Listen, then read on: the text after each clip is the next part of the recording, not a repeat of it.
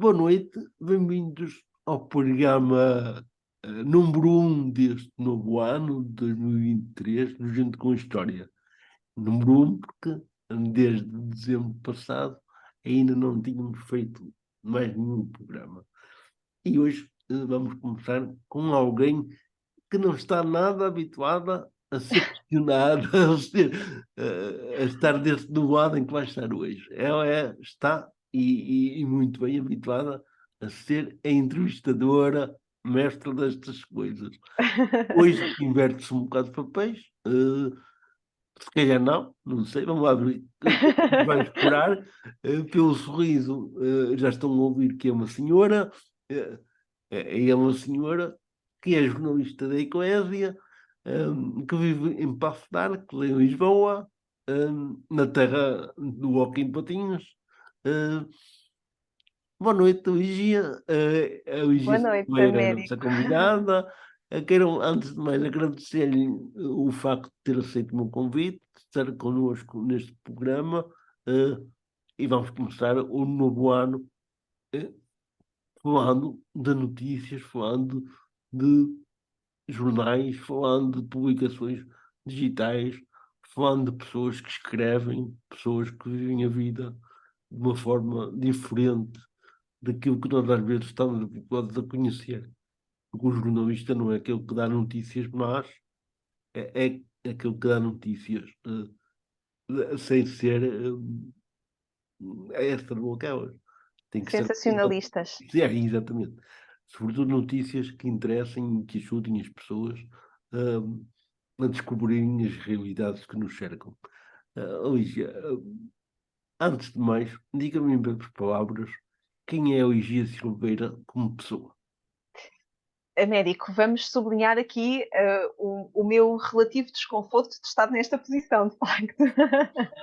Se Mas quiser também, arranjar um sofá.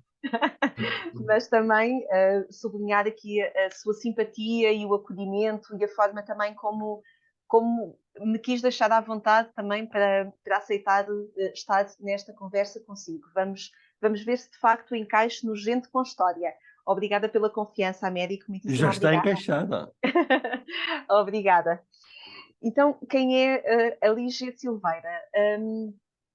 Pronto, acho que é difícil nós nos descrevermos e apresentarmos assim em breves palavras, até porque a resposta nunca é estanque, não é? Nós somos diferentes coisas em diferentes momentos da nossa vida e vamos crescendo com isso e vamos crescendo também com aquilo que dizem de nós, não é? Eu, de facto, sou jornalista, isso é verdade, ou por outra, tento ser, todos os dias, tento ser jornalista naquilo que vou fazendo, na forma como estou com as pessoas, na forma como trabalho os trabalhos que realizo, vou tentando ser jornalista. Sou jornalista, concretamente na agência Eclésia, desde 2006. Estou desde 2006 a trabalhar nesta equipa, este órgão de informação da Igreja Católica. Inicialmente, o meu primeiro contacto com a Eclésia foi curiosamente, para o programa de televisão e durante uma breve experiência, isto no ano 2004, pouco depois de ter terminado a minha formação em comunicação social, estive uma semana a trabalhar na altura na Logomédia, que era a produtora que fazia o programa de televisão, e depois desta experiência, enfim, fui terminar o meu curso, tive durante um estágio em comunicação empresarial, até que um telefonema do padre António Rego, numa tarde de julho, penso eu, de julho, ou de junho, de uma forma assim muito inusitada, me pergunta se, diz que quer falar comigo e que me pergunta se eu estaria interessada em integrar a equipa da agência Eclésia. O Padre Rico foi meu professor na universidade e tenho muito boas e gratas e amorosas recordações dele. E muito do meu percurso devo à confiança que ele foi depositando em mim e de facto não o esqueço nem no percurso na universidade nem depois no início do meu percurso laboral. E, portanto, a minha ligação à agência Eclésia surge um bocadinho por aí. Em agosto de 2006, eu integrei a agência Eclésia, na altura ainda no Campo Mártires da Pátria, porque uma pessoa que estava lá a trabalhar, que é o padre Nuno, hoje o padre Nuno Rosário Fernandes, ia sair para entrar no seminário. E, e foi por isso que eu fui chamada para integrar esta equipa da Agência Eclésia. Portanto, não sei se foi o jornalismo religioso que me puxou ou se foi de alguma forma alguma apetência já ou algum conhecimento desta linguagem que fez o Padre Rego também apostar em mim, mas foi a partir daí que surgiu a minha ligação à Eclésia e à Agência Eclésia. Mas como é que o Padre Régua a conheceu? Você já era Foi na jornalista? universidade, ele foi meu professor numa Ah, cadeira da universidade, em comunicação televisiva. Eram sim. semestres, e pronto, ele foi meu professor e foi a partir daí. Depois havia também alguma ligação, porque o Padre Rico tinha conhecimento também de um movimento de jovens onde eu fiz a minha formação cristã, que era o Movimento Encontro de Jovens Shalom. Ele era amigo do fundador e foi muito próximo também de um dos padres da comunidade Shalom, que é uma comunidade de padres, de religiosos que acompanham de uma forma apostólica o movimento Encontro de Jovens Shalom, com o carisma de acompanhar os jovens, e portanto havia também aqui esta proximidade de conhecimento. E pronto, e se calhar terá de perguntar ao Padre Rico porque é que ele achou que eu poderia vir a trabalhar na Agência Eclésia, mas pronto, lá continuo. Depois fui fazendo diferentes trabalhos, comecei a trabalhar de facto para a agência de notícias, depois surgiu o desafio de fazer os programas de rádio que passam na Antena 1. Pontualmente vou fazendo também alguns conteúdos para televisão, e agora nos últimos anos, como somos uma equipa una, quer a agência, quer a rádio, quer a televisão, acabamos por todos nós trabalhar nestas diferentes plataformas, Quer rádio, dizer, televisão e agência. é una e trina ao mesmo tempo. Exatamente, exatamente, exatamente. E portanto é um bocadinho esta a minha ligação à agência Eclésia Inglês. e Mas, digamos, falou aqui na rádio e a rádio é um meio de comunicação que chega a muita gente. A Lígia está à frente de um programa na rádio, na Antena 1, é diário, não é? é semanal, é É isso semanal. mesmo. Este programa começou a ser emitido, este programa insere-se no âmbito tal e qual como existe o programa de televisão Eclésia, no âmbito do tempo de emissão que o Estado dá às confissões religiosas. O programa Eclésia na RTP2 insere-se nesse âmbito. Em 2000, desde, eu não quero errar o nome, mas a data, mas penso que desde 97, 98, por aí. Em 2009, esta presença das confissões religiosas no espaço público, primeiro na televisão e depois na rádio, foi consagrada então em 2009. Em novembro de 2009 foi então quando os programas de rádio produzidos neste caso pela Igreja Católica, começaram a ser emitidos. E eu então integrei essa equipa, juntamente com outra jornalista, a Sónia Neves, e outros jornalistas que vão contribuindo também para esses programas, ultimamente de uma forma mais assídua também o Otávio Carmo. E inicialmente, em 2009, esses programas eram emitidos de segunda a sexta-feira, um 4 para as 11 da noite, e ao domingo às 6 da manhã. Esse tempo foi reequacionado agora recentemente, e em fevereiro começámos a ter um programa na noite de quarta para quinta-feira e um programa ao sábado de manhã e outro programa ao domingo de manhã. O programa que eu realizo neste momento é o programa que vai para o ar na noite de quarta para quinta-feira. Isto é à meia-noite, então. Sim, pouco depois do noticiário da meia-noite, Meia-noite. exatamente. Aí pela meia-noite e um quarto, mais ou menos, que é aquela boa hora para boas conversas. Por acaso é. É São verdade. dias e com a duração de 1 hora. Com a duração de 32 minutos, o Tudo bem. programa. Sim, sim. Aquilo que nós consideramos há relativamente pouco tempo é que a riqueza das conversas um, é possível enquadrá-las em 32 minutos, mas há muita coisa que fica de fora quando nós nos disponibilizamos a conversar, e tantas vezes acontece naquele estúdio, com tantas entrevistas e conversas em que eu participo, um, em que as pessoas entregam de facto a sua vida, e às vezes eu fico muito tocada e muito abismada com aquilo que acontece naquele estúdio de rádio. e por isso muitas conversas acabam por, tal e qual como estas que o Américo conduz, acabam por se estender em mais de 1 hora. E nós não quisemos que essa riqueza se perdesse. Então, aquilo que se pensou fazer, e foi um projeto que tem algumas semanas, alguns meses, foi que estas conversas originais pudessem ser publicadas na mesma e disponibilizadas para quem o quisesse acompanhar num podcast que se chama Alarga a Tua Tenda. Isto na senda daquilo que o Sínodo dos Bispos tem procurado fazer. O Alarga a Tua Tenda é uma expressão tirada de um versículo da Bíblia, salvo erro do livro de Isaías, e que é muito focado neste documento continental que é uma das fases para o Sínodo dos Bispos.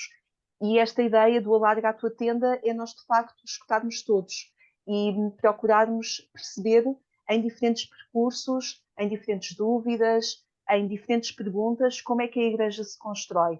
E isto não é só com aquele crente que vai todos os dias até à missa e que está inserido nos movimentos de igreja, mas é também naquele que, de uma forma titubeante, procura perceber qual é o seu lugar na igreja com tantas dúvidas que tem.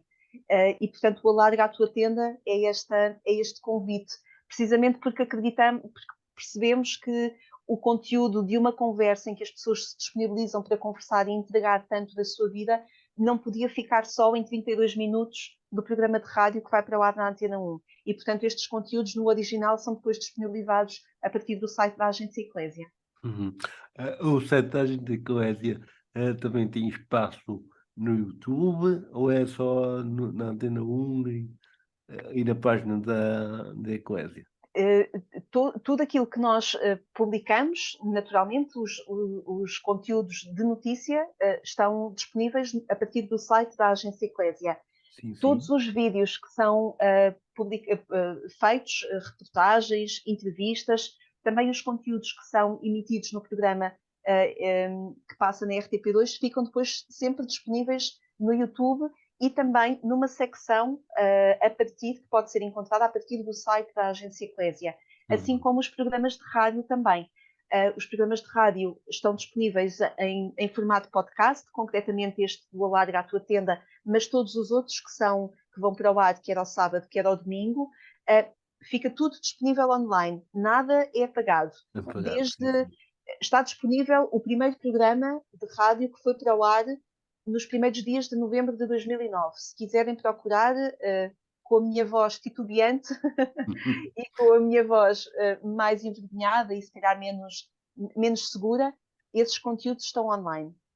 Então, digamos, no YouTube, o canal também se chama Agência Eclésia? Exatamente, Agência Eclésia. Eclésia. Lígia, eu estou curioso porque uma jornalista como a Lígia, que já fez rádio, quer dizer, faz rádio, escreve, entrevista por escrever, entrevista falada, a rádio e televisão. Qual é, se é que é possível escolher, qual é a vertente que mais lhe agrada fazer? É a escrita? É radiofónica? É televisiva? É um misto de tudo? Como é que isto acontece? Olha, uma coisa que aprendi na universidade é que tudo passa pela escrita. Mesmo aquilo que parece que é só dito, tudo passa pela escrita, quer seja em televisão, quer seja em rádio. É verdade que há muita coisa que nós dizemos em rádio e também em televisão que não está num guião que se elabora previamente, quando se prepara, quando se pensa, quando se perspectiva caminhos que se podem abrir depois numa entrevista. Mas tudo tem de passar pela escrita.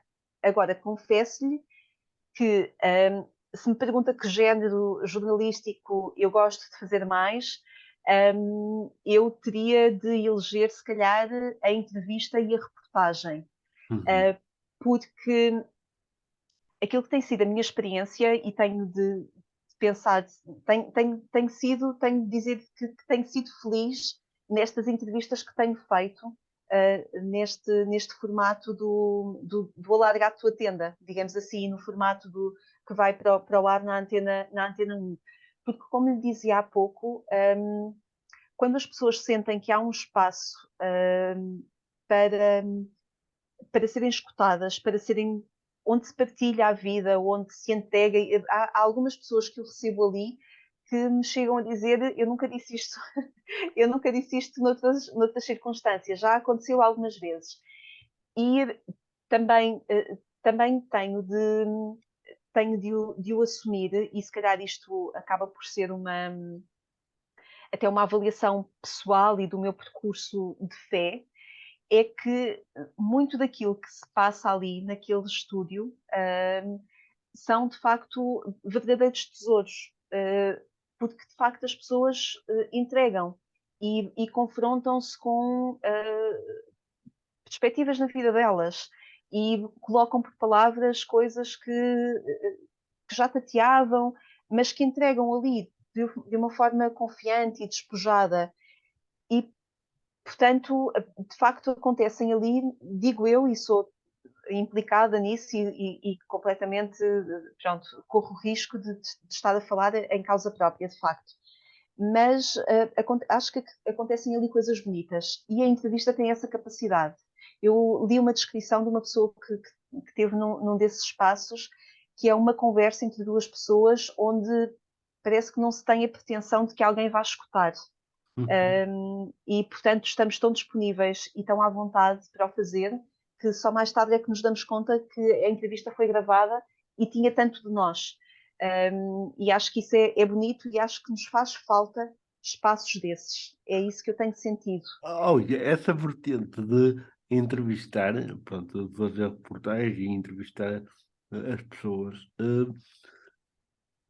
tem um seu quê de interessante também porque dá-lhe a oportunidade de conhecer pessoalmente muitas pessoas.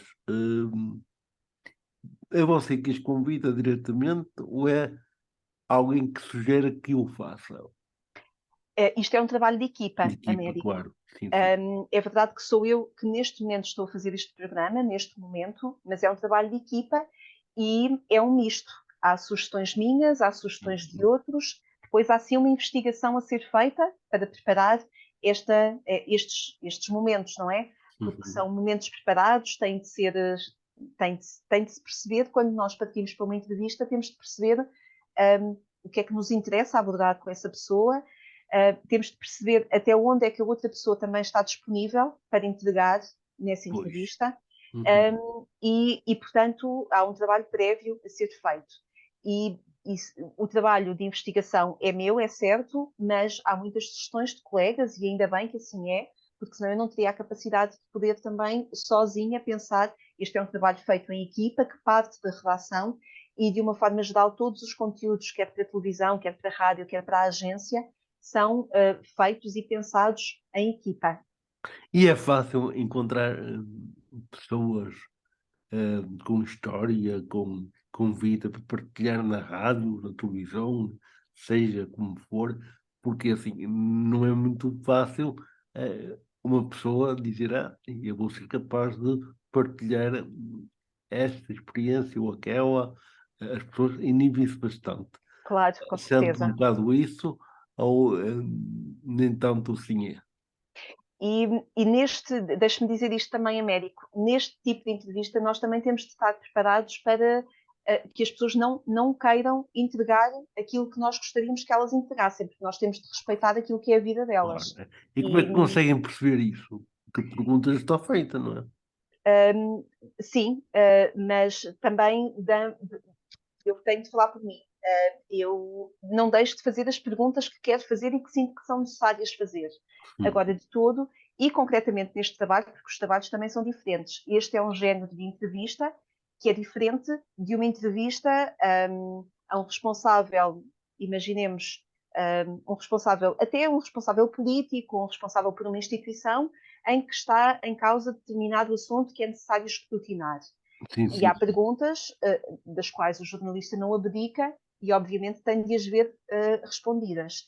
Este género de entrevista, que acaba por ser uma entrevista mais intimista, nós também temos de ter a sensibilidade para perceber o que é que a pessoa quer entregar, está preparada para entregar e até que ponto é que isso também interessa a quem nos vai escutar, porque há coisas que são do foro pessoal e íntimo, que nós também temos de ter o equilíbrio de perceber que não queremos a pessoa que está à nossa frente exposta, nem achamos que isso vá até acrescentar mais alguma coisa ao conteúdo daquilo que poderá ser o conteúdo dessa entrevista, apenas num sentido voyeurista, num sentido de, deixe-me passar esta expressão entre muitas aspas, e não é uma expressão muito bonita, de escarafunchar a vida da pessoa, não é? Sim, Quer dizer, sim, sim. não é isso que nós Percebo. queremos. Sim, sim. Agora, deixe-me só voltar atrás um bocadinho numa pergunta que me tinha feito. As pessoas têm uma beleza muito grande. As pessoas têm uma capacidade muito grande de nos falar da vida, da, da forma como vão sentindo a sua vida. E às vezes, com a ajuda de algumas perguntas, com a ajuda do ambiente, e sentindo, isso também é importante, sentindo que o seu testemunho poderá ser importante para outros, as pessoas colaboram e aceitam. Eu acho que o desafio e é o esforço, acredito que da agência, mas meu também, gostaria muito que isso acontecesse. O desafio é nós irmos atrás da pessoa desconhecida que tem a história para contar, porque aquela pessoa que aparece sempre e que está sempre à frente, na fila da frente, essa é mais fácil de convidar, Uhum. mas é a que tem as histórias na ponta da língua. Mas, e aqui concretamente, a Igreja faz-se com muitas histórias de pessoas desconhecidas Pois e era com aí que eu muitas, queria chegar. com Aí. histórias muito bonitas de pessoas Sim, sim. desconhecidas que nós, nesta altura, eu que nesta altura estou a falar consigo, não sei o nome, mas são elas que ajudam a construir a Igreja e são elas que ajudam a construir a Igreja do sínodo, de perceber como é que a Igreja pode ser relevante no século XXI, e o século XXI é já hoje, é amanhã, com tudo aquilo que vai acontecendo na Igreja, de bom e de mau, como é que essa pessoa desconhecida sonha a Igreja e pode ajudar a construir a Igreja, com as suas dúvidas, com as suas vontades, com a sua força de participação. Essa é a pessoa que eu queria entrevistar. Então, quer dizer que qualquer pessoa que neste país, à vez mais plantado, tenha uma história de vida que chama a atenção da Eclésia, está sujeita a ser chamada. Chamando a atenção da Eclésia, como lhe digo, Américo, Estou a brincar, estou a é um brincar. trabalho de equipa, De é um equipa, trabalho sim. de equipa Por isso é que eu disse da Eclésia, não é? e ainda bem que assim é, porque Sim, de sim. facto nós trabalhamos em equipa, procuramos fazê-lo. Naturalmente, quem tem o poder e a responsabilidade de decisão tem o poder e a responsabilidade de decisão, mas este é um trabalho feito em equipa De equipa. e os nomes são partilhados, são propostos, são pensados. Um, mas como lhe dizia, há muitas pessoas que nós desconhecemos e que ajudam a construir a Igreja e a sociedade de hoje, porque seria interessante nós também alargarmos este podcast e estas entrevistas. Eu estou a falar de uma forma pessoal, que neste momento é este projeto que me Sim, está a sim, e envolver é mais. aquilo que se centre mais, porque Sim, é o que lhe diz mais respeito assim, não é? sim.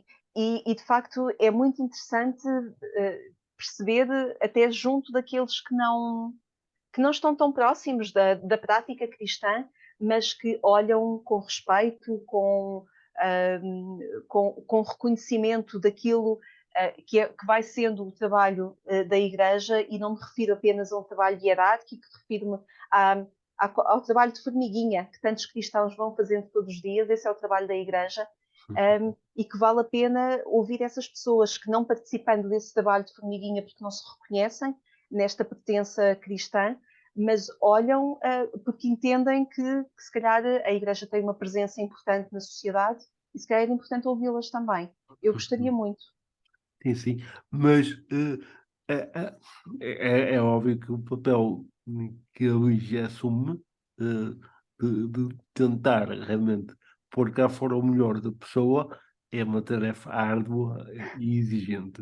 Eh, de certeza que ao longo deste tempo todo já trouxe à tona histórias verdadeiramente incríveis e muito humanas e que ajudam quem ouve também, se calhar, muitas vezes a repensar a sua vida. afinal de contas, se aquela pessoa consegue viver assim, dar-se assim, entregar-se assim, ser uma pessoa simples, mas concreta e caminhar, porque é que eu não hei de conseguir? Tenho essa percepção que o programa pode ajudar muita gente a ganhar novas asas e dar novos rumos às suas vidas. Eu acredito que o programa pode ser uma boa companhia de nós e uma boa ferramenta para nós sentirmos a importância da escuta, a riqueza que cada um de nós tem dentro de si, e o que as boas conversas distendidas e com tempo podem fazer, de encontro, de entendimento, de pontes, de construção. Acredito que o programa pode ser isso. Gostaria muito que fosse dessa forma. E aqui não precisamos nos colocar em categorias, crentes, não crentes, Sim, participantes, não sim. participantes. Aqui temos é de encontrar a nossa humanidade comum e o respeito e a vontade de querermos construir algo com sentido no respeito pela outra pessoa. E se assim for, estamos a construir a Igreja e estamos a construir a humanidade e a sociedade. Atrás o Américo perguntava-me sobre as pessoas que eu entrevisto e esta vontade de entrevistar pessoas. O Padre Rego, voltando às aulas na universidade, na primeira aula perguntou-me a mim e a cada um dos meus colegas porque é que nós queríamos ter jornalistas. E muitos colegas meus diziam que gostavam muito de contar histórias, queriam muito contar histórias. E eu, fruto do percurso que fui tendo na vida, percebi o quanto eu gostava de pessoas e o quanto eu gostava de conversar com pessoas. Também porque são as pessoas que nos constroem. É aquilo que as pessoas nos dizem e a forma como vivem a sua vida que nos ajuda a construir a nossa também. E eu, na altura, com 20 e poucos anos, quando entrei na universidade e naquele ano, com aquela cadeira do Padre Rego, lembro-me vagamente de lhe ter dito que queria ser jornalista porque queria crescer com as histórias das pessoas. Se calhar de uma perspectiva um bocadinho egoísta, e se calhar ainda hoje é. Mas acredito que muito nestes trabalhos que eu vou fazendo tenho ajudado a descobrir pessoas que são muito válidas e assim eu o entendo para mim, mas acredito que são válidas também para outras pessoas. Mas, E é assim na mas isto não é entrevista.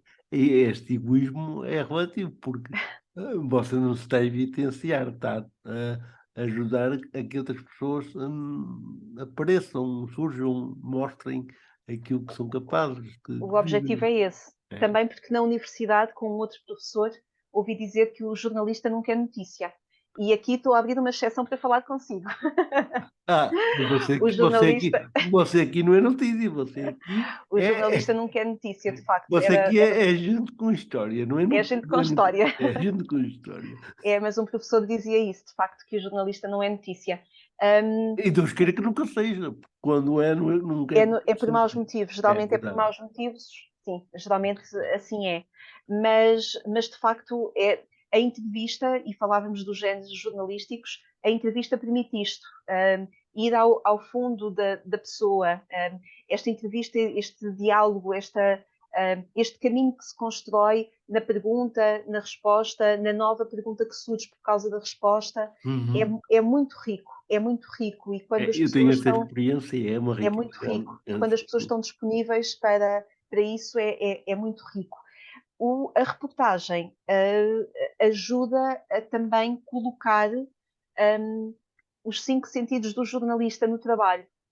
Porque quando se vai para e claro que depende do tipo de reportagem que se vai fazer, mas os 5 sentidos, o cheiro, a audição, o olhar, às vezes até quando assim acontece o paladar também, tudo isso concorre para um trabalho de reportagem onde as sensações e os ambientes também entram e são apresentados ao leitor, neste caso, de uma forma diferente da entrevista. E de facto, esses dois géneros, se calhar, seriam os meus eleitos.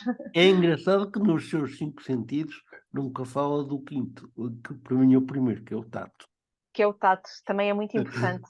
Também é muito importante. O jornalista também tem que tatear, não é? Tem de tatear, tem E de tatear. muito, e muito, E às vezes. sim, sim, sim, sim. E sentir, e sentir. Às vezes, dar a mão. É verdade que nós temos muito a questão aqui do distanciamento, não é? De procurarmos a verdade para escrevermos as notícias e mantendo o nosso distanciamento.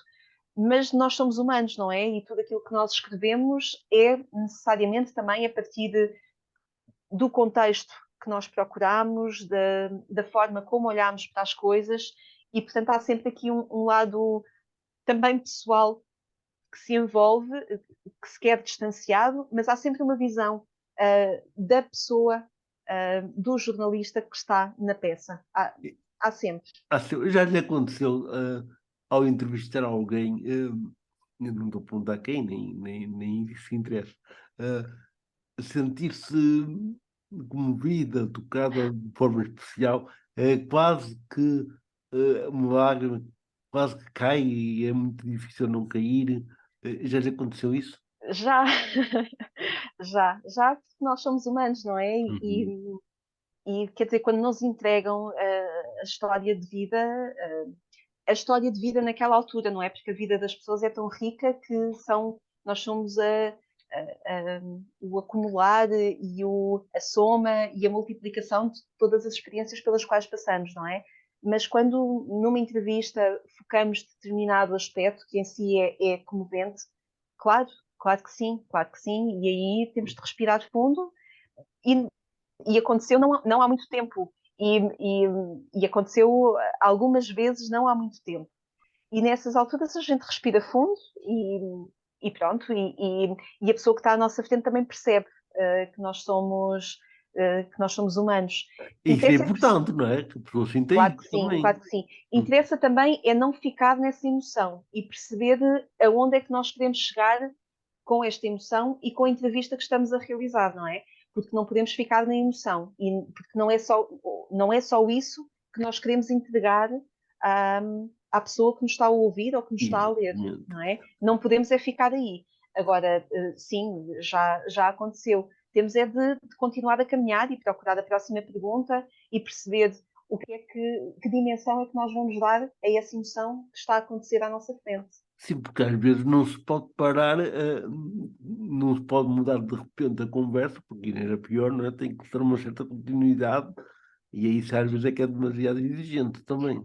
Às vezes, o que acontece, e já me tem acontecido, é parar, respirar e até dizer à pessoa, se calhar agora dava-nos jeito alguns minutos de silêncio também para digerirmos aquilo que acabámos de conversar e depois segue-se em frente. Aí tem essa possibilidade de pôr uma faixa musical, um Por fundo exemplo, musical. às vezes acontece no O programa. programa é gravado ou é em direto? O programa é gravado, mas é gravado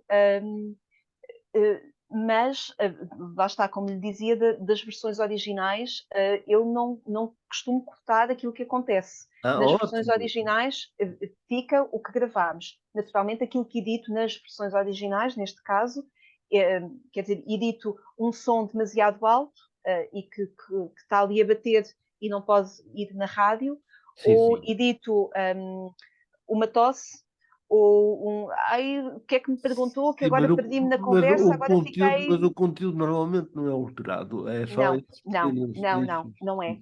Não é porque também não é. Não, é pesado dizer isto desta forma e quer dizer, nós não somos exemplos imaculados, digamos assim. Mas não seria muito verdadeiro também nós estarmos a alterar aquilo que foi perguntado Sim, sim, ou foi dito. respondido. E isto no respeito pela pessoa que temos à nossa frente também, não é? Claro. Até hoje, eu sei que isto é um bocado, se calhar, aborrecido de responder, mas por quem nos está a ouvir, se calhar tem há uma curiosidade em saber.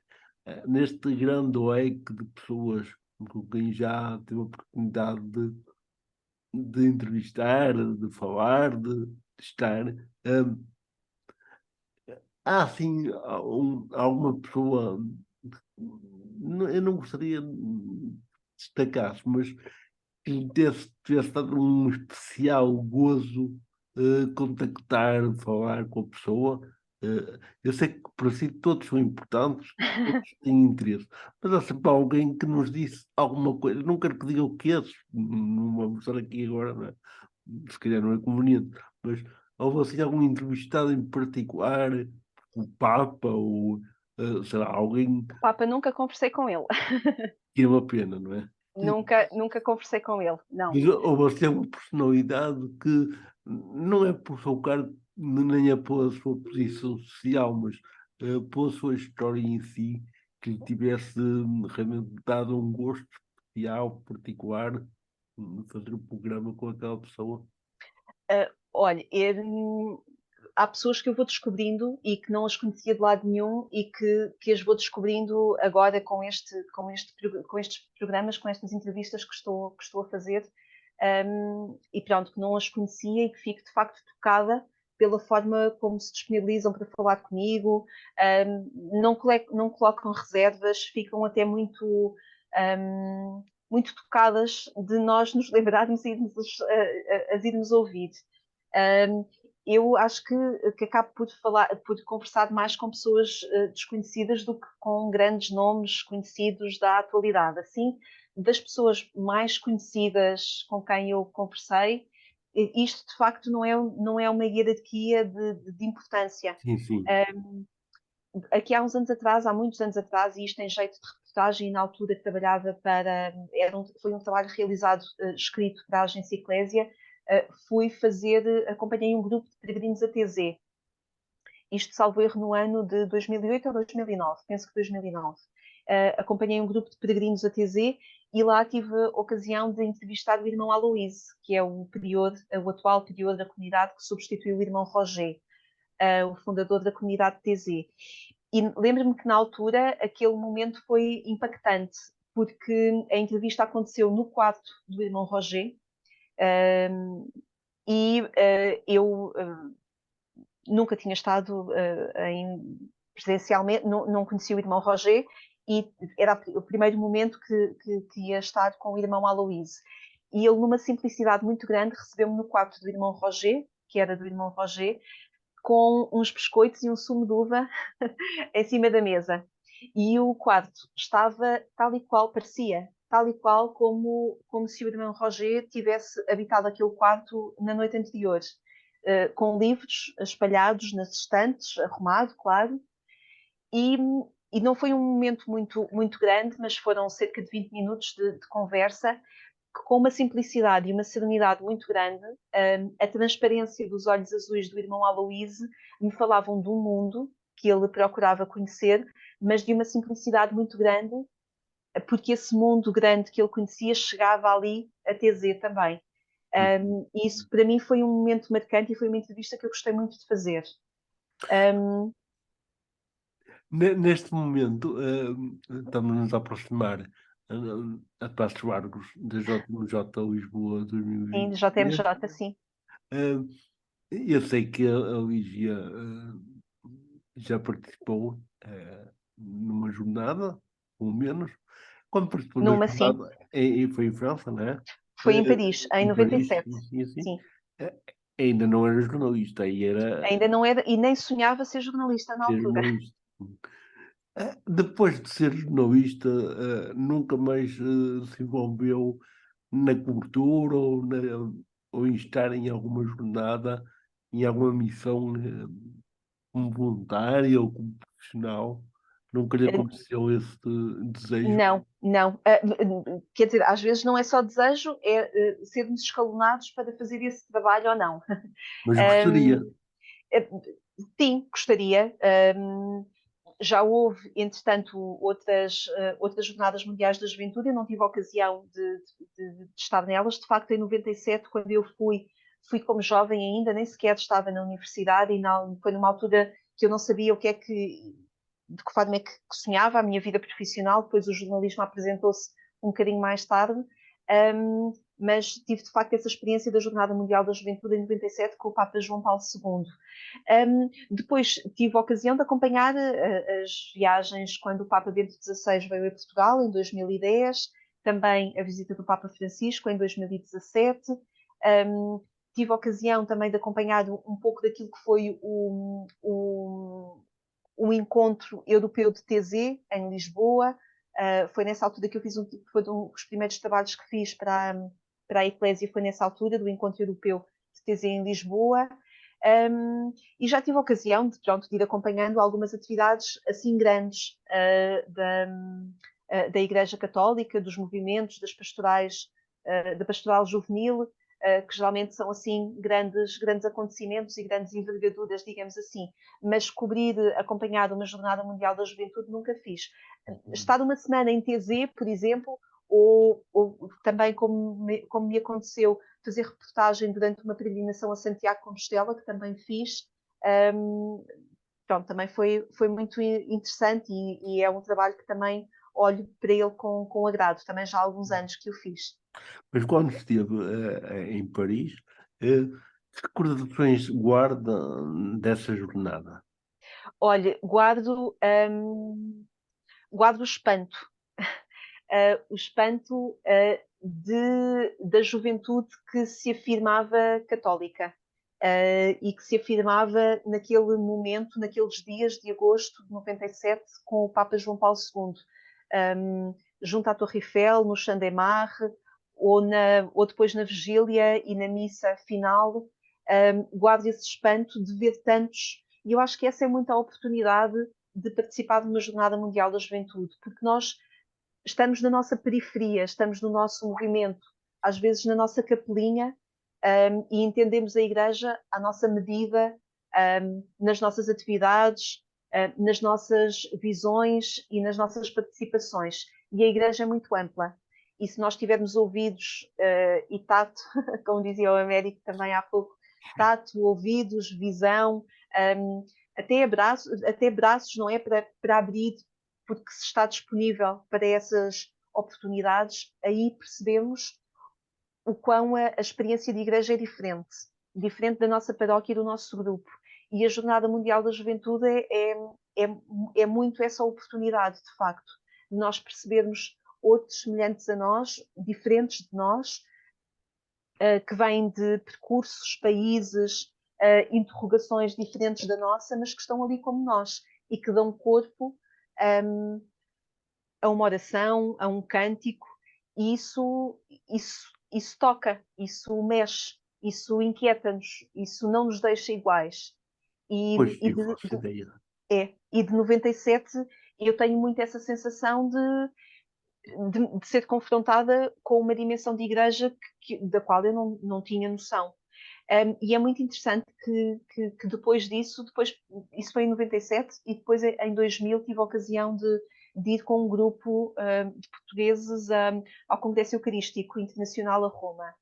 E aí não era só de jovens, era também de pessoas mais velhas, e daí guardo o carinho que se tinha pelos jovens e a forma como criando espaços, os jovens são tão bem-vindos e tão importantes eles estarem presentes e participarem. Porque, de facto, o carinho que se tinha, era algo que eu sentia na altura, pelos jovens era muito grande. E a possibilidade que isso abre, quando há essa possibilidade, quando há essa oportunidade, essa participação de sonho, não é? E de espanto e de trazer aquilo que sonhamos e a forma como vivemos a nossa vida para a realidade da Igreja, acho que só nos pode enriquecer. E senti muito isso, quer em 97, quer depois em 2000 também. Uhum. Na sua perspectiva, é, quais são as principais parecenças, se é que há algumas, eu acho que sim, mas você tem a sua opinião, entre João Paulo II e Francisco? Em relação à juventude, por exemplo. Um, João Paulo II é engraçado, porque eu, durante uma altura na minha vida, eu achava que João Paulo II era o Papa da minha vida, porque ele foi eleito no mês em que eu nasci, em outubro de 78. E, Uhum. portanto, ele acompanhou a minha fase de crescimento toda, não é? Até aos meus 25, 26 anos, 27, quando ele faleceu. Depois veio o Bento XVI, que eu fui percebendo de uma forma diferente. Também já estava a trabalhar nessa altura, foi quando comecei a trabalhar no jornalismo.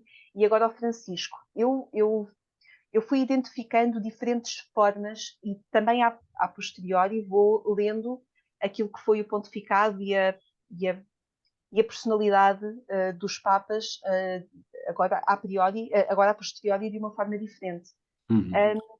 O Papa Francisco, o Papa João Paulo II, era muito querido pelos jovens, e é verdade que numa fase adulta nós acompanhámos muito aquilo que foi a fase da sua doença, não é? E, portanto, isso também tem de ser entendido como um forte testemunho também para os jovens, de perseverança, de amor à Igreja, um, da sua ligação aos jovens. Eu acho que tem esta herança muito grande de ele ter criado as Jornadas Mundiais da Juventude e de aí querer afirmar um lugar dos jovens na Igreja, sem dúvida nenhuma. Um, eu acho que o Papa Francisco está muito mais aberto à novidade que os jovens podem trazer todos os dias na Igreja. E isso é um bem que nós temos de acalentar, preservar, cuidar e não ter medo dele. É a forma como eu acho. O Papa Francisco, do alto dos seus 85 anos, quer muito iniciar processos, não é? Ele não nos indica caminhos aonde chegar. Ele lá os terá, se calhar, na sua cabeça. Mas ele coloca muito a ênfase no iniciar processos. Mas ele E abre esses caminhos. ele abre esses caminhos, precisamente. E um dos caminhos que abriu também, recentemente, foi o Sínodo dos Jovens, sobre o discernimento vocacional, sobre a juventude. E, portanto, isso é um sinal muito grande também da forma como ele quer colocar os jovens no centro da Igreja. E isso é um grande sinal que nós não podemos descurar.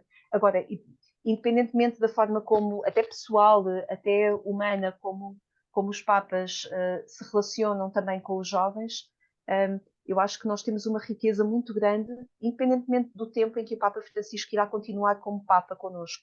Acho que há um caminho muito grande que ele está a abrir, há vários caminhos que ele está a abrir, e como ele dizia numa entrevista recente há pouco tempo, dirigir à Igreja em Portugal, abram janelas, olhem para o horizonte, não tenham medo de abrir janelas. E isto é uma frase muito inquietante.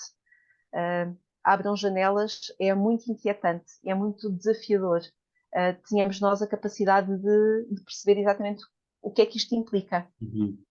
Não, não assusta um bocado, quer dizer, se calhar assim a mim não, mas eu acho que está a abanar muito, está a assustar muito a igreja, sobretudo a igreja mais tradicionalista, mais europeia, digamos assim, que é mais velha, digamos assim.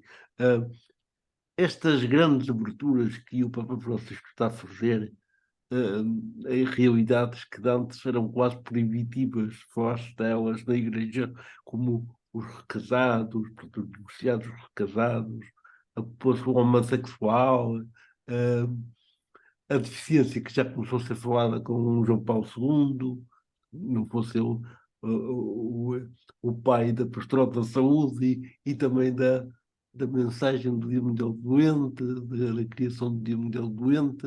Um, mas o Papa Francisco abriu muito, muito, muito estes horizontes. Muitas vezes a comunicação social também explora um bocado mal esta situação. Ainda hoje eu li uma notícia, não li uma notícia, eu li um título que me deixou muito preocupado, porque às vezes os títulos não dizem aquilo que a pessoa quer dizer, ou seja, é uma soma muito pouco verdadeira. O Papa Francisco diziam hoje na comunicação social, isso veio na internet, já não me recordo agora em que setor veio, mas veio, era ligado à igreja, em que Papa Francisco dizia ser gay não é crime, mas pode ser pecado. Isto dito assim, pronto, uh, parece que está a retroceder em relação a muita coisa que ele tinha dito em relação a estas realidades que abriu tanto e de repente parece que está a criar ali uma barreira. Eu não sei se eu já tive a oportunidade de ouvir Olha, esta notícia. Eu não ouvi, só ouvi o título. essa notícia foi, ou o conteúdo dessa notícia, ou aquilo que deu aso a essa notícia, foi também tratado na agência Eclésia. E geralmente aquilo que é tratado, aquilo que acontece com o Papa é o Otávio Carmo, que é o chefe de redação e é vaticanista, acompanha de uma forma mais próxima todos os conteúdos do Papa Francisco. E eu não li essa notícia, mas vi esse título e, por acaso, tive o cuidado de perguntar ao Otávio o que é que era aquilo, até porque já tinha lido o comentário nas redes sociais a dizer que era importante ir ao contexto que deu aquele título para se perceber o que é que aquilo era exatamente. Pois, E aquilo que o Otávio me disse foi, e eu espero não estar a trair aquilo que ele me disse, é que o Papa, quando disse isso, estava a falar num discurso indireto, ou seja, ele de alguma forma estava a personificar um diálogo e dava a resposta de um e a resposta do outro. E quem leu essa entrevista entendeu que aquilo era tudo dito pelo Papa Francisco, quando ele estava a parafrasear alguém ou um outro texto. Portanto, é importante, isto para dizer o quê? Eu penso eu não ter traído a explicação que o Otávio Carmo me deu, mas aquilo que eu aconselho de facto é, é ler o conteúdo, é ler o conteúdo todo, porque as notícias são muitas vezes feitas a partir dos títulos, ou por outra, a leitura que nós fazemos das notícias, não as fazemos, ficamos pelos títulos. E pois. não conhecemos o contexto nem aquilo que levou a esses títulos. E os títulos servem para chamar a atenção. Mas Mas aqui neste caso, o título é assim, eu não estou a defender a comunidade o, gay, o título, mas neste caso, é contra-informação, é porque contra a informação. Sim, não sim. vai ao encontro daquilo que é o contexto explicativo da notícia e o contexto de uma entrevista que o Papa Francisco deu, em que fala de muitos outros temas, não apenas esse, fala de Sim, muitos sim, outros sim. temas. Naturalmente que as notícias querem ser lidas e nós lemos uma notícia, escolhemos esta, ler esta em detrimento de outra, porque há um título que nos chama mais a atenção. E muitas vezes os títulos são construídos dessa forma. E, portanto, Mas na Ecoésia, não, eu, por aquilo que tenho acompanhado, não acontece muito isso. Ou seja, vocês não procuram textos dúbios. Procuram uma frase que seja apelativa, sim senhor, mas que não baralhe as pessoas. Quer dizer, porque nestes temas tão complicados de serem assimilados, a pessoa normalmente já nem quer ler o texto, fica pelo título e fica mal informada. isso acontece muitas vezes e serve apenas para gerar confusão, gerar entropia, gerar distanciamento, gerar preconceitos que não ajudam a criar pontes e a criar encontros. Ah, E acho que eu trouxe esse tema aqui porque foi o tema mais recente que eu tive a oportunidade de ver. Não tive a oportunidade de ler, porque também para os cegos nem sempre é difícil aceder aos conteúdos porque não estão acessíveis depois na página. certo, Na, certo, por acaso na certo. agência quase está, mas em muitos sites não estão. E eu disse, não, isto é pena. Vir um título destes, porque muita gente, a grande maioria, não vai ler. Sendo este tema ou outro tema qualquer que seja complicado de abordar, ou de perceber, ou de ser feita a gestão conveniente, é perigoso. No seu caso, como jornalista, que tem uma preocupação grande em dar um título que não crie dúvidas. Uh, isso é isso é um trabalho grande porque os títulos é difícil fazer um título, não é fácil, Eu não é sei. fácil. E os títulos têm de indiciar o conteúdo, têm de chamar a atenção sobre o conteúdo e não são fáceis de construir. Às vezes são pequenos pormenores que se transformam em títulos e que são capazes depois de chamar a atenção para a pessoa ir clicar, ir ouvir e de querer ler. Não é fácil construir um título. e é apenas uma opinião pessoal, é verdade que nós na Eclésia procuramos títulos, quer dizer, poder-se-ia dizer que os títulos na agência Eclésia não são sensacionalistas. Acho que se calhar nos falta também alguma audácia para pormos títulos mais chamativos. Deixe-me colocar esta expressão. Eu acho Não que quer não, dizer... eu aí acho que vocês estão muito bem. Acha que sim? Pronto, ainda Acho bem que sim. que há opiniões Acho que sim. diferentes. E o trabalho constrói-se também com opiniões diferentes. Acho que sim, porque não mentem, não induzem em erro. Cada Bom, isso vez é que importante. Isso é não. muito importante. Isso é muito importante. Mas deixe-me só recuperar aqui uma pergunta que me tinha feito lá atrás sobre estes diferentes temas que o Papa Francisco tem aberto, dos recasados, das pessoas homossexuais, também das pessoas com deficiência. O Papa Francisco, por exemplo, criou o Dia Mundial dos Pobres, Uhum. que foi um dia proposto por ele e que, salvo erro, já há 5 ou 6 anos que tem sido celebrado. Um, eu deixo-me colocar isto desta forma. Tudo aquilo que o Papa Francisco tem proposto e tem falado agora não é novo. Engraçado que há uns tempos, resultado do documento do Sínodo, aquele que foi realizado em Portugal e cujo relatório seguiu para o Vaticano em agosto, eu falava com um responsável da Igreja e ele dizia: tudo aquilo que está lá não me espanta. Tudo aquilo que está lá eu ouço nas comunidades. E, portanto, faz-me pensar que o Papa Francisco teve a coragem de colocar os temas em cima da mesa e, principalmente, de querer ouvir os implicados sobre estes assuntos, os recasados, os divorciados, aqueles que se sentiam excluídos da Igreja, Uhum. aqueles que se sentiam impecados pela Igreja porque acreditavam que Deus não gostava deles por causa da sua condição. E o Papa Francisco teve a coragem de, tendo em conta tudo aquilo que, se calhar, tal como este responsável da Igreja em Portugal foi ouvindo nas comunidades, o Papa Francisco teve a coragem de colocar estes temas em cima da mesa. Não quer dizer que outros não os tivessem feito, mas fizeram de outra forma. Eu nunca dei E conta. É engraçado, porque foi de uma forma tão discreta, se calhar, que eu, ou porque não estivesse atento, nunca tinha dado conta. às vezes, também por causa de títulos, Exatamente. tendemos a avaliar as pessoas desta ou de outra forma.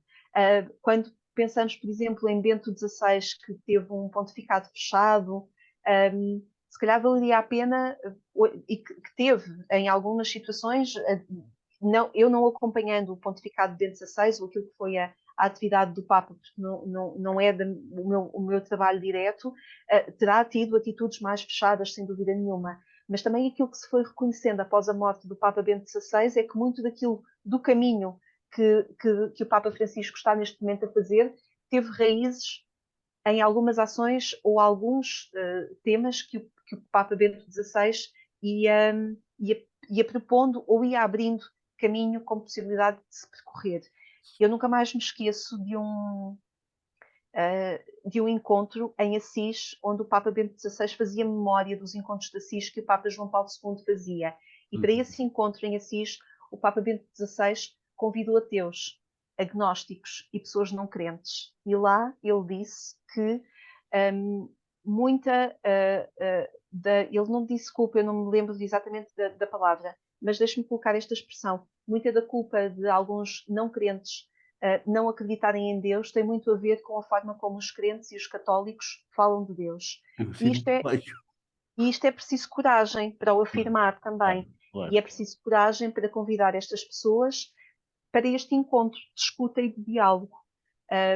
E, portanto, acho que é importante também não esquecer aquilo que outros antes de nós foram abrindo, incentivando e cuidando daquilo que neste momento está a ser feito e graças a Deus que nós podemos viver este tempo, não é? Este tempo novo em que nos é perguntada a nossa opinião sobre a Igreja, ainda bem que assim é, porque me estão a perguntar ou perguntaram-me a mim o que é que eu penso e como é que eu gostava que a Igreja fosse. Isso nunca me tinha sido perguntado assim desta forma.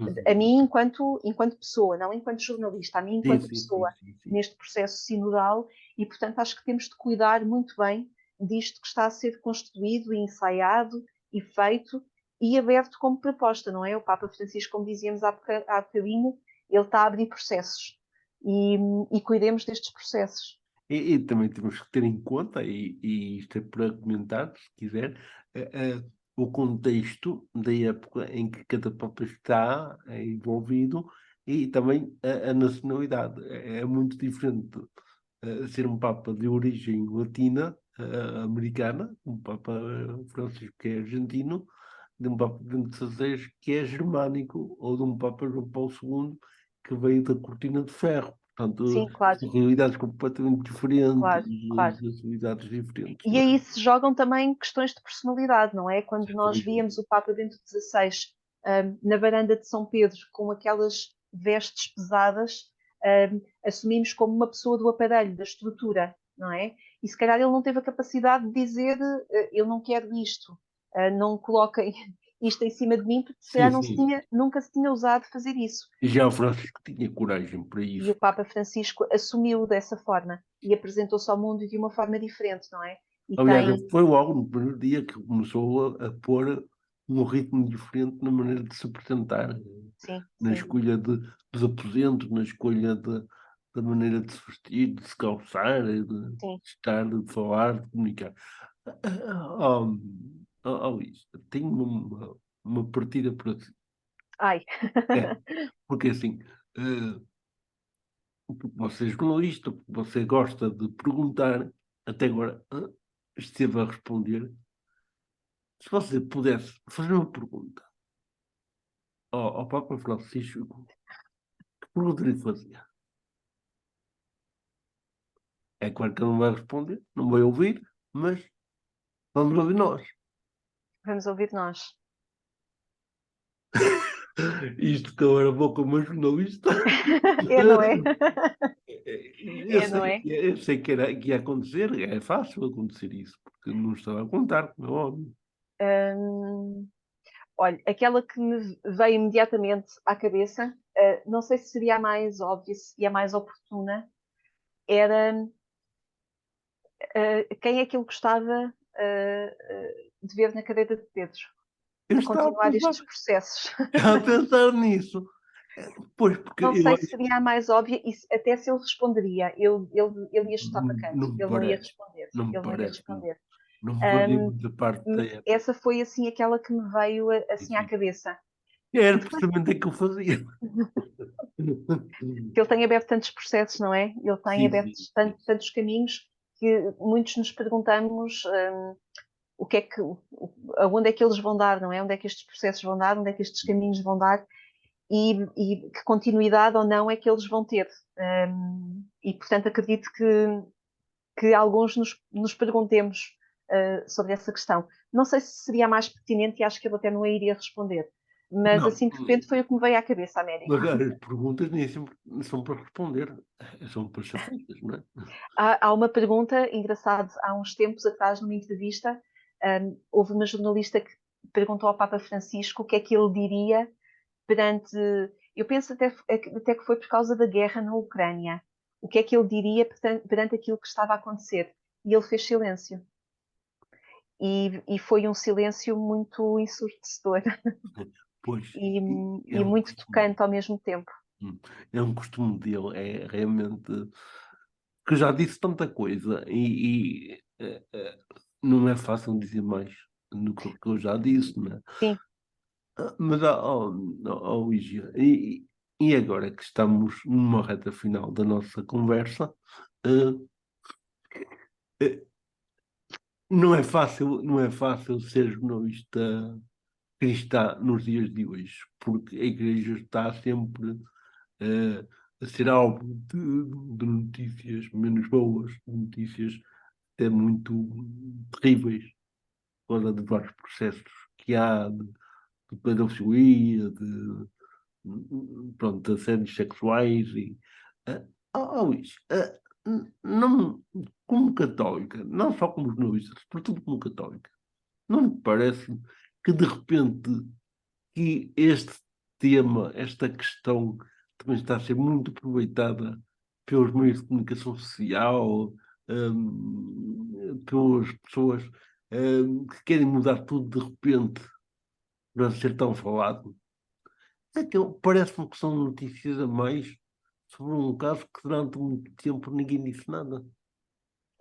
Também se calhar ninguém disse nada porque não tinha sido assumido ainda pela Igreja desta forma e não tinha sido dado o grande sinal de se procurar ter o trabalho da Comissão Independente, concretamente em relação a esta questão dos abusos sexuais.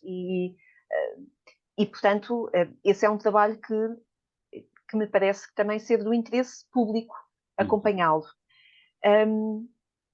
Se as notícias forem construídas para o interesse público, eu acho que não são demais. Temos de nos questionar se as notícias que estão a ser publicadas são de facto para o interesse público ou são para o interesse de algum público.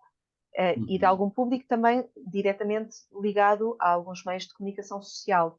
A mim não me preocupa este escrutínio, acho que este escrutínio é bom, acho que vai fazer com que a Igreja tenha a capacidade, tenhamos nós, católicos, cristãos, a capacidade de encontrar neste caminho um caminho de purificação, de verdade, de transparência, de um caminho de encontro aos outros. Tínhamos a possibilidade e a capacidade de encarar este caminho dessa forma, porque a Igreja não pode ter medo de ser olhada, de ser vista, de ser perguntada. Tem de o ser feito, claro, com verdade, com respeito, com procura de construção, não é? Penso eu. Tento colocar o meu pé nesse patamar, não é? Da procura da verdade, no respeito pela pessoa que tenho à minha frente, no querer construir algum conteúdo que vá provocar alguma coisa de boa em quem a lê, em quem a vai ver. Mas eu não estou na cabeça dos jornalistas, não é? Cada um fala por si, fala pelo seu arte de comunicação social, e eu, muito infiel, me confesso também, não é? Porque nós não estamos isentos de dificuldades e de tropelias e não estamos isentos de erros, sem dúvida nenhuma. Mas não me preocupa as muitas notícias, preocupa-me é de facto esta questão entre o serviço público e o serviço a algum público e a forma como nós chegamos para publicar alguns conteúdos. Isso Pois é, preocupa-me. atira-se as notícias, mas depois já não se sabe mais nada. Fica assim um vazio. Depois vêm outra vez as notícias, esquece um bocado. Isto é também muito a espuma dos dias e a forma como Sim. a comunicação social vai procurar, a comunicação social, quer dizer, as notícias diárias vão sendo construídas e, no fundo, aquilo que nós vamos entregando para que a opinião pública seja construída, não é? Se nós andamos aqui de espuma dos dias em espuma dos dias, nós não cimentamos conteúdos, nós não damos informação, não estamos a ajudar as pessoas a construírem opiniões, porque andamos de caso em caso, de espuma em espuma. Agora é muito relevante, amanhã deixa de ser, porque aconteceu uma outra tragédia a que nós temos de dar demasiado destaque. E, portanto, às vezes parece que nos falta aqui uma linha que nos oriente Pois, não é naquilo uma linha contínua. que nós queremos propor na forma de construção da opinião pública, não é? E quando eu digo na forma de construção da opinião pública, não é para condicionar opiniões, é para dar as informações para que as pessoas possam pensar sobre elas e construir as suas reflexões e contribuir para a sociedade a partir dessas reflexões. É nesse sentido de construção da opinião pública. Claro. Mas andamos aqui muito de espuma em espuma, não é? De caso em caso. E agora... Pode dizer, diga. Não, e agora, pronto, está muito em voga e estas questões, não é? Da pedofilia e também por causa da Jornada Mundial da Juventude, a Igreja está nos holofotes das notícias e assim vai ser durante os próximos meses. E a mim deixa-me um bocado chocado, e estamos, hoje é o último dia da semana de oração pela Unidade dos cristãos. E eu não quero aqui apontar dedo a ninguém, nem a nenhuma confissão religiosa, mas fala-se sempre muito da Igreja Católica e fala-se muito pouco das outras confissões. E estes problemas são transversais a toda a gente, quer dizer, a todas as confissões, a todas as realidades, crentes ou não crentes. Sim, É, dá-me um bocado a impressão de que também há um bocadinho de, não digo má fé, mas de má vontade, muitas vezes perante as realidades, de atacar a Igreja Católica. Eh, Por outro lado, eu acho que se for assim, não ganho nada com isso. Mas nem que não seja, também vai ajudar, e é uma pergunta que estou já a fazer, vai ajudar um crente dos sete costados, se pode chamar, a não duvidar da sua fé, porque essas coisas não podem abalar a nossa fé, porque quem crê não deixa de crer só porque a igreja está numa está situação. para lá da instituição, não é? Sim, sim. Portanto, a minha fé, a fé da Lígia, a fé de quem a vive intensamente, e isto aqui é relativo, não é subjetivo, não pode deixar-se abalar por notícias de uma, pronto, de um grupo no qual nós não nos revemos completamente, quer dizer, eh, eu como cristão tenho que ser exemplo para os outros, mas não estou livre de não ser, mas os outros não têm culpa disso acontecer. Portanto, a minha Claro, fé tem que ser uma fé alicerçada num Deus e não naquilo que os homens que o representam fazem ou deixam de fazer, embora isso seja uma boa ajuda, mas ali acha que este rebuliço todo, este abanão todo que a Igreja Católica está a passar, está a sofrer, eh, vai trazer ao de cima a fé autêntica daqueles que a têm e vai barrer um bocado. Eu não gosto muito da expressão. Aquelas pessoas que não tinham uma fé alicerçada, que estavam porque pronto, parecia bem, era costume estar, era tradição, ou, ou, é- ou acha que esta varredura não é autêntica, ou seja, os que eram crentes vão ficar e aqueles que não tinham uma fé tão alicerçada são aqueles que estão a seguir. Isto é pandemia, são as crises que tinha havido, todas estas notícias. Pronto, valem o que valem, para sim. quem é crente, para quem não é tão crente assim, mas ajuda a separar as águas, ou não creio que seja assim. Olha, é difícil responder a essa pergunta. Primeiro, a minha fé é cheia de dúvidas. A minha fé é cheia de dúvidas e cheia, infelizmente, de infidelidades. Mas acredito que, ou quero acreditar que Deus não desiste de mim e, portanto, eu também não quero desistir dele. E uh, a forma como eu vejo este meu percurso, deixe-me falar assim, primeiro de um ponto de vista pessoal, é muito a partir dos sinais que eu vou percebendo, não é? E que vou lendo entre pessoas que me são próximas, entre pessoas que eu vou encontrando, e portanto depende sempre muito da nossa disponibilidade para ler e encontrar esses sinais, para ler, para os perceber que eles acontecem na nossa vida. Um, Isto leva-me a dizer que, longe de mim conseguir dar uma resposta assim cabal e taxativa e verdadeira sobre aquilo que isto poderá provocar na fé das pessoas. Eu acredito é que a forma como a Igreja ou como os crentes continuarem a dar testemunho da sua fé a partir até disto que está a acontecer, um, isso será essa forma que irá manter, afastar ou até chamar outros que neste momento olharam para uma igreja que durante muito tempo não quis olhar para estas questões e que agora está a usar olhar para elas e está a procurar falar com verdade. Isto, claro, tem aqui muitas nuances. Há pessoas que falam com mais verdade, há outras que falam com menos verdade, tem muitas nuances, mas olhemos numa perspectiva otimista e honesta, verdadeira, transparente. Eu acredito que será muito a partir da forma como nós queremos que isto seja benéfico para a Igreja e construtor daquilo que é ser crente, que outros se poderão sentir tocados, chamados, interpelados pela forma como a Igreja se quer construir e quer continuar a ser relevante nos próximos tempos. É que nota-se que está a acontecer isso, não se nota já. Pois, eu acho que nós também não temos de ter medo, e nós, quer dizer, quem sou eu, não é? Mas